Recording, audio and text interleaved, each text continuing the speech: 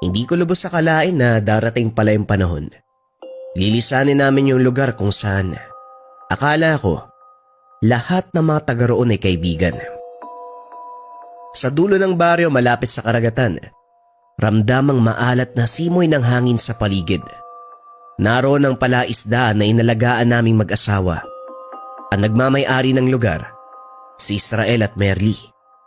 Dito namin binuo yung pangarap eh.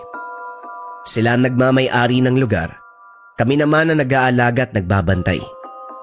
Kahit kailan, hindi kami nagreklamo dahil purong kabaitan yung pinapakita sa amin.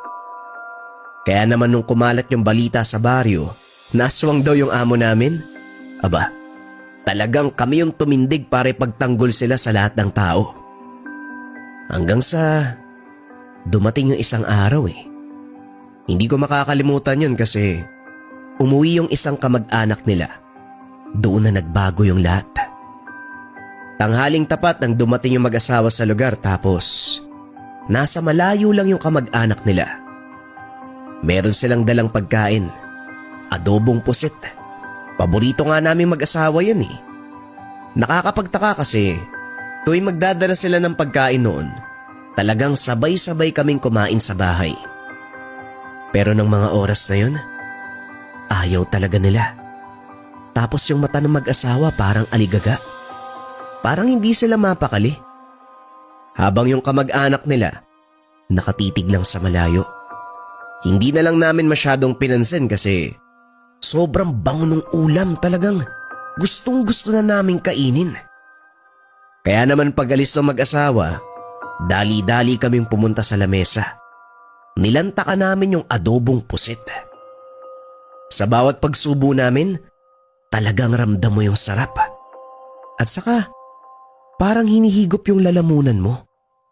Sa buong buhay ko yun ang unang pagkakataon na makatikim ng adobong pusit na merong kakaibang hagod sa lalamunan.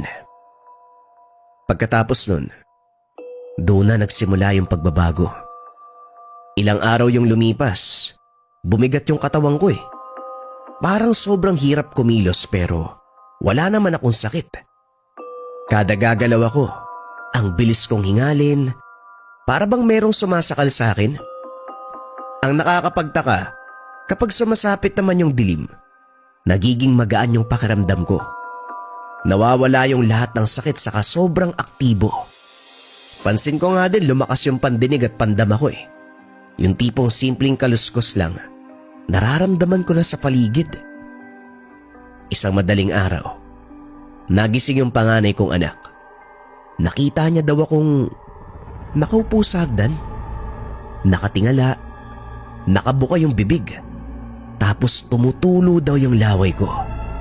Kaso nga lang wala akong maalala. Hindi ko nga alam kung paano ako nakarating sa lugar eh. Sumakto din ang mga oras na yun. Nakaramdam ako ng sobrang sakit sa tiyan. Parang hinahalukay. Parang merong gumagalaw doon sa loob ng tiyan ko. Pinupunit na laman. Ganyan yung pakiramdam. Hindi ako makahinga. Uhaw na uhaw. Hanggang sa paulit-ulit na akong sumisigaw. Dito na ako binuhat ng asawa ko eh. Hindi niya alam kung bakit sa albularyo niya ako dinala imbis na sa ospital. Para ba daw kusang kumilos yung katawan niya papunta sa albularyo? Madilim yung paligid sa tahanan ng albularyo eh. Tanging gasera saka mga kandila lang yung nagsisilbing ilaw. Tapos amoy na amoy ko yung insenso sa lugar. Naramdaman ko, biglang tinapik ng albularyo yung tiyan ko noon. Sa bawat pagdampi ng kamay niya, nararamdaman ko yung enerhiya na gumagapang sa tiyan ko. Pumikit yung albularyo. Nagsalita ng mga hindi maintindihan. Hanggang sa, "May pispes sa loob ng tiyan mo. Itim na itlog ng aswang." para akong binuhusan ng malamig na tubig pagkatapos magsalita ng albularyo. Yung unang pumasok sa isipan ko, yung binigay na adobong pusit sa amin. Saka yung kamag-anak ng amo ko.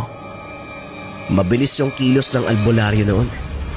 Meron siyang kinuwang langis tapos nagsasalita na naman siya ng hindi ko maintindihan. Pilit niyang pinainom sa akin yung laman ng langis. Sobrang pangit ng lasa. Sobrang init.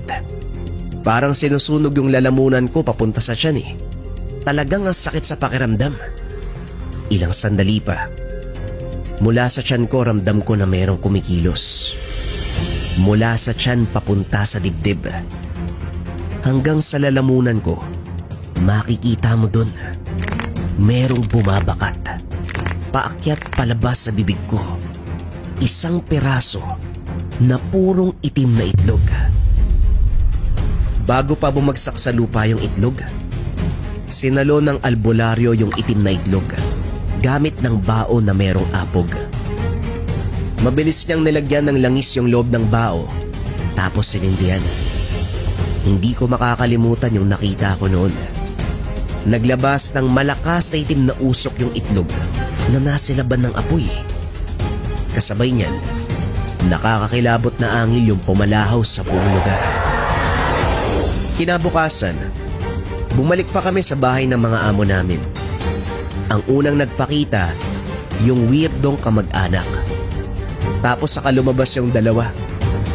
Hindi ako nagsasalita na mga sandaling yun pero masama yung titig ko sa kanila. Doon pa lang, alam na nila yung pakay namin sa lugar eh. Biglang tumawa yung kamag-anak.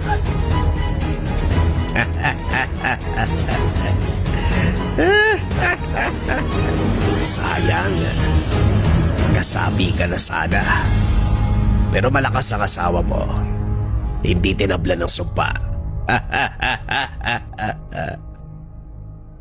Sumikip yung dibdib ko pagkatapos nun.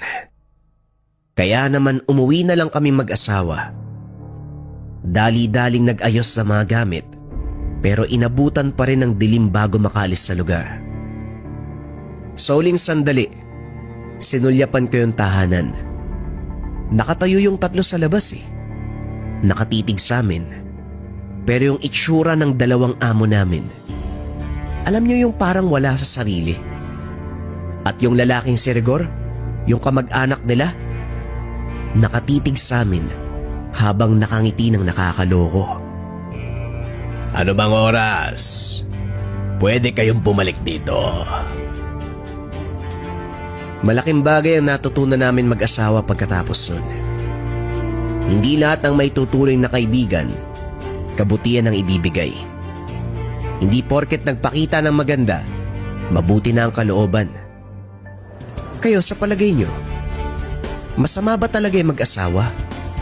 O hindi kaya naman, merong ginawa si Rigor sa kanila? Yung kamag-anak?